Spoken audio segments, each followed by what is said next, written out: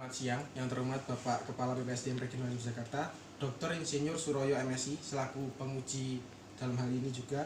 Kemudian yang kedua, yang terhormat Bapak Triurip WPS MT selaku coach saya dalam menentukan rancangan aktualisasi saya. Yang ketiga, yang terhormat Bapak Andi Wino Kurnia Aryawan SEMM selaku mentor saya, dan Kasubag Tata Laksana dan Pelayanan Publik bagian organisasi Kabupaten Blitar. Pertama-tama izinkan saya memperkenalkan diri. Nama saya Yusuf Ilham Yudi Pratama SSTP dari kelas D3 nomor absen 25.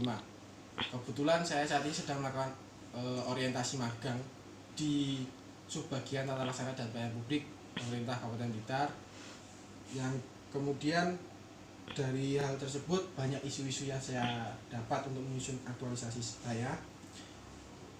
Pokok bahasan yang akan saya bahas yaitu latar belakang aktualisasi saya, kemudian tugas dan fungsi saya, mengapa saya mengambil judul tersebut, yang ketiga dasarnya, dan yang keempat metode yang akan saya gunakan. Isu yang saya ambil dan telah disetujui oleh mentor sekaligus coach saya, yang pertama itu hanya satu, yaitu belum optimalnya inovasi pelayanan publik daerah Kabupaten Blitar. Kenapa belum optimal? Ini saya ambil dari hasil survei kepuasan masyarakat tahun 2019 per bulan Desember tahun 2019. Kemudian dari isu tersebut ada gagasan pemecahan isu, yaitu fasilitasi inovasi dengan diagnosis dan desain bagi perangkat daerah Kabupaten Blitar.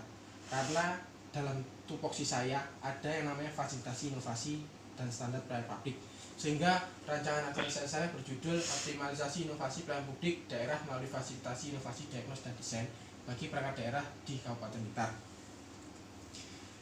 Latar belakang melaksanakan aktualisasi, yang pertama, sesuai peraturan yang ada, yaitu CPNS perlu melakukan aktualisasi atau habituasi, di mana terdapat pelatihan dasar mampu menginternalisasi, menerapkan dan mengaktualisasikan, kemudian membuatnya menjadi kebiasaan atau budaya kerja yang positif bagi birokrasi yang ada.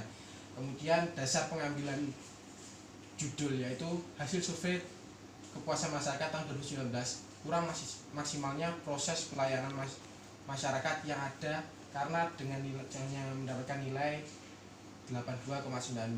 Kemudian ada beberapa organisasi perangkat daerah yang dirasa membuat inovasi tapi dianggap kurang efektif dan efisien atau pas untuk diberikan pada masyarakat. Yang keempat, peraturan perundang-undangan, di mana ada undang-undang yang perlu disosialisasikan, yaitu tentang pedoman pelayanan publik daerah. Tahapan aktualisasi saya sesuai dengan nilai aneka yang ada, yaitu akuntabilitas, nasionalisme, etika publik, kemudian anti korupsi, dan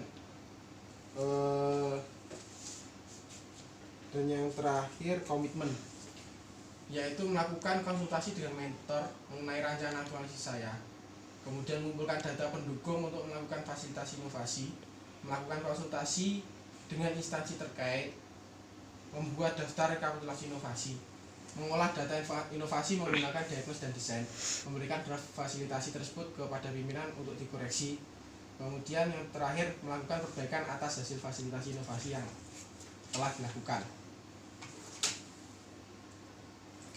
Tupoksi saya di bagian tata laksana dan pelayanan publik daerah Kabupaten Blitar. Yang pertama yaitu tugas saya mengumpulkan bahan penyusunan pedoman, petunjuk teknis pembinaan tata laksana dan pelayanan publik.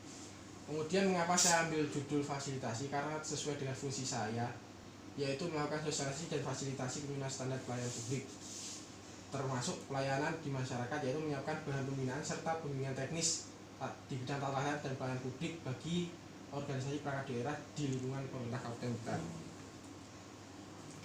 Dasar yang saya gunakan yaitu terkait pelayanan publik, yaitu Undang-Undang Nomor 25 Tahun 2009 tentang pelayanan publik.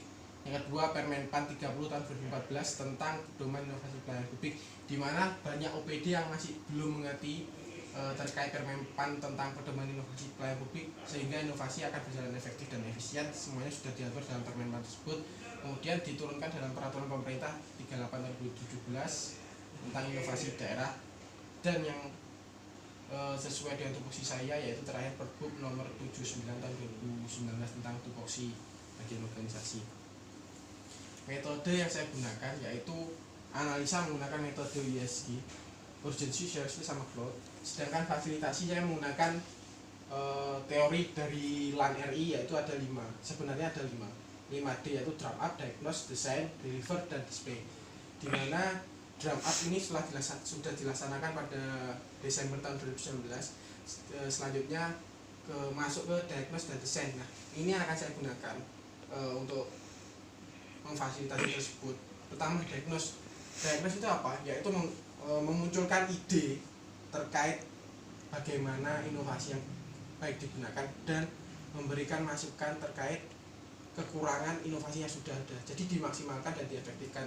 Sedangkan desain dan rencana aksi, bagaimana cara atau tahapan yang digunakan, baik memperkuat landasan maupun pemanfaatan teknologi sehingga masyarakat bisa menggunakan dengan maksimal. Sedangkan deliver yaitu mengirimkan kepada masyarakat sehingga masyarakat bisa menggunakan baik sosialisasi dan lain sebagainya. Display yaitu sama, menghasilkan itu dipromosikan dan dimanfaatkan sesuai dengan baik. Deliver itu hasilnya. Sedangkan deliver dan display ini adalah sudah masuk lingkupnya ke organisasi masing-masing, sehingga bagian tata laksana dan pelayanan publik hanya sampai diagnose dan desain.